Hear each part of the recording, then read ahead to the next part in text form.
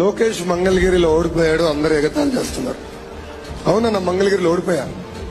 1982, 85 తప్ప ఎప్పుడు గెలవని నియోజకవర్గం మంగళగిరి. తెలుగుదేశం పార్టీ ఎప్పుడే గెలవలా. నేను బాబు గారికి నాకు పదే పదే చెప్పారు, నువ్వు కుప్పంకి వెళ్ళు, ఈజీగా ఉంటుంది, నేను ఎక్కడికి వెళ్ళినా నేను పోటీ చేసినా గెలుస్తానంటే ఒకటి చెప్పిన. అందరిలాగా కంచుకోటకి వెళ్తే మనకు కష్టమైన సీట్లు ఎట్లా గెలుస్తాం సార్? ఎప్పుడు గెలవని సీట్ నాకు ఇవ్వండి, అది గెలిచి చూపించిన తర్వాతనే నేను నాయకుడు అనిపించుకుంటానని చెప్పాను. నేను ఓడిపోయా కానీ నేను భయపడి, ఒక్క నిమిషం, భయపడి పారిపోలేదే. నేను భయపడి పాడిపోలేదే. జగన్ లాగా కంచుకోట్లో నుంచి గెలిచిన తర్వాత కాలు రెగ్రేసుకునే బ్యాచ్ నేను కాదు బ్రదర్.